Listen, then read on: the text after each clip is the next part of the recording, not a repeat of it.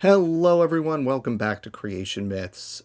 Quick one, non-regularly scheduled one here. And if you're one of the why can't you just stick to science? Why do you have to bring politics into this, people? Then this one's not for you. You can just move on because we're talking politics here because it's important. And this channel has been political from day one. So what I want to talk about right now is how apparently the U.S.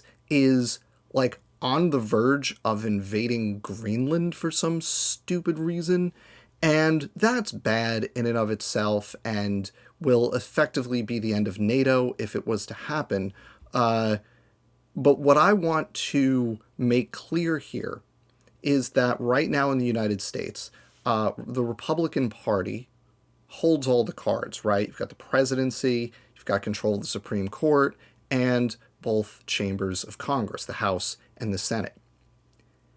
Obviously, most people recognize that invading Greenland for no good reason is stupid and bad and destabilizing for the world at large.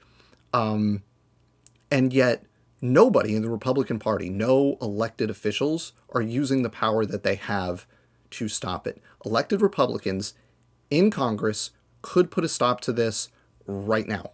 They have the power to do that.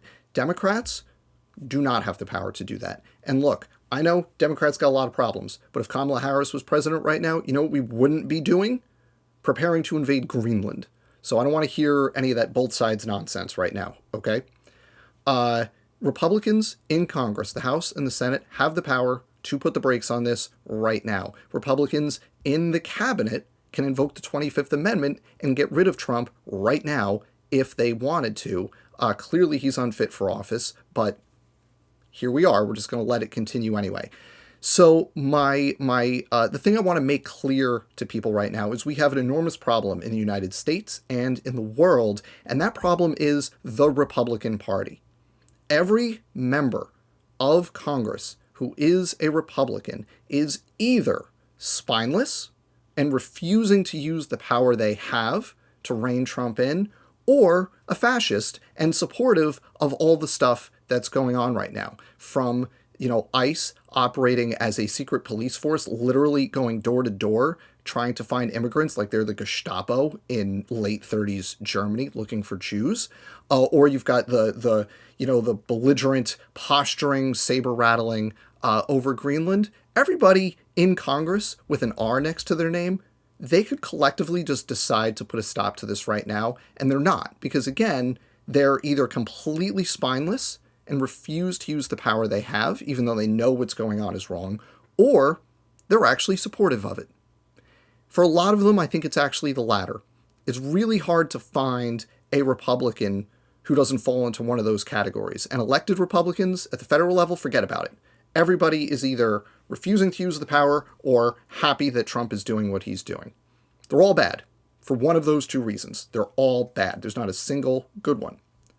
Once the Democrats at least take the House of Representatives and possibly the Senate in the midterms, assuming they're still midterms in 2026, then we'll see what Democrats do with the power that they will have in terms of reining in the Mad King, right? But right now, Democrats can yell and scream and do whatever they want and say whatever they want, but at the end of the day, we don't have the power to stop this guy institutionally. And I got a lot of problems with, Schumer and Jeffries and basically everybody who's put out statements on this Greenland stuff. It's all been weak-kneed nonsense, and nobody's actually saying what needs to happen, which is that Trump is unfit for office and needs to go, right? Nobody's saying that. Nobody in Congress is saying that. We'll see what Democrats do once they're in power, if we end up back in power, if the midterm elections happen as they're supposed to happen this coming fall in 2026. But for right now, the only game in town is the Republican Party, and they're either on board with it or spineless and aren't going to do anything about it. And that's just where we are. I don't really have anything else to add to that. The political situation in the United States is not more complicated than that. Republicans are either cool with it or refusing to do anything about it if they're not. And that's on them, and we can never let them forget that. Because eventually there will come a day, whether it's in 2027, 2029, at some point in the future, there will come a day when the Republicans are no longer in power in the federal government in the United States. And when that day comes, they will pretend that they didn't support all this stuff.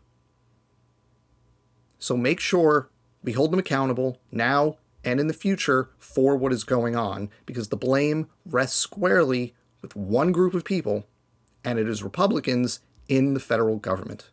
There's going to be a whole lot of attempts to rewrite history to make that not the case, but remind everybody exactly what's happening right now, who's opposing it, who's supporting it, and who opposes it, but is refusing to do anything about it anyway, despite the power that they have. It's a really bad situation right now. It's really bad. And one group of people could stop it, and they're refusing to do it. And they need to be held accountable for that once they're no longer in power. Thanks for watching, everybody. Don't get fooled.